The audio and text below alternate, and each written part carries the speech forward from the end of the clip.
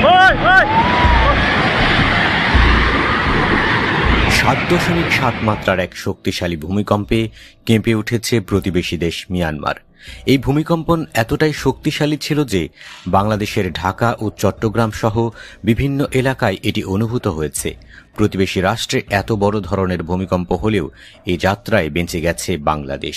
দেশের কোথাও কোনো ক্ষয়ক্ষতির তথ্য পাওয়া যায়নি।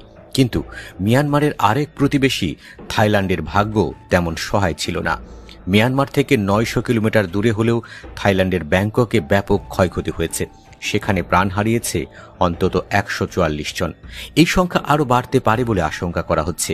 প্রশ্ন উঠছে, এই মাত্রার ভূমিকম্প যদি ঢাকায় বা তার কাছাকাছি কোথাও আঘাত হানে তাহলে কি ঘটবে?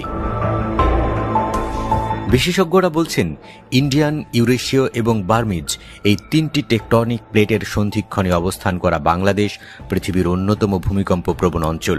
ইন্ডিয়ান টেকটনিক প্লেট ক্রমাগত উত্তর দিকে সরতে থাকায় মধুপুর ও ডাউকি ফল্টে চাপ সৃষ্টি হচ্ছে।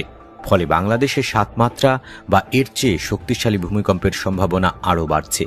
কিন্তু এত বড় মাত্রার ভূমিকম্প সামলানোর মতো যথেষ্ট প্রস্তুতি কি বাংলাদেশের আছে?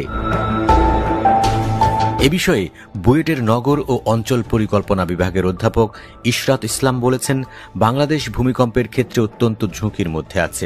বিষয়টি নিয়ে বিচ্ছিন্ন কিছু কাজ হচ্ছে ঠিকই, কিন্তু ভূমিকম্প সহ্য করবে এমন ভবন নির্মাণে তদারকির কিছুই হচ্ছে না।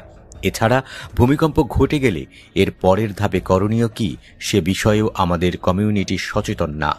আমাদের ওপেন স্পেসের এত সংকট যে ভূমিকম্প হলে আশ্রয় এবং উদ্ধারের বিষয়টিতেই বাংলাদেশকে সবচেয়ে বেশি ভোগাবে বলেও উদ্বেগ জানান তিনি। সম্প্রতি রাজুকের এক গবেষণায় বলা হয়েছে, টাঙ্গাইলের মধুপুর ফল্টে 6.9 মাত্রার ভূমিকম্প হলে ঢাকার 40.28 থেকে 65.83% ভবন ধসে পড়তে পারে। এমন ভূমিকম্প ভোরে হলে 2.1 থেকে 3.1 লাখ, দুপুরে হলে 2.7 থেকে 4 লাখ এবং রাতে হলে 3.2 থেকে 5 লাখ মানুষের মৃত্যু হতে পারে। একইভাবে সিলেটে যদি 7.1 মাত্রার ভূমিকম্প আঘাত হানে তাহলে ঢাকায় 40,935 থেকে 3,14,000 ভবন ক্ষতিগ্রস্ত হতে পারে। রাজউকের জরিপ করা 3,252টি ভবনের মধ্যে 42টিকে উচ্চ ঝুঁকিপূর্ণ হিসেবে চিহ্নিত করে ভেঙে ফেলার সুপারিশ করা হয়েছে। কিন্তু এতে কর্ণপাত না করে ভবনগুলোতে এখনও দিব্যি ব্যবসা চালাচ্ছেন কিংবা বসবাস করছে মানুষ। মিয়ানমারের ভূমিকম্পের পর বাংলাদেশের মানুষকে সতর্ক করেছেন আবহাওয়া অধিদপ্তরের ভূমিকম্প পর্যবেক্ষক ও গবেষণা কেন্দ্রের ভারপ্রাপ্ত কর্মকর্তা আবহাওয়াবিদ মোহাম্মদ রুবায়েত কবির। তিনি বলেন,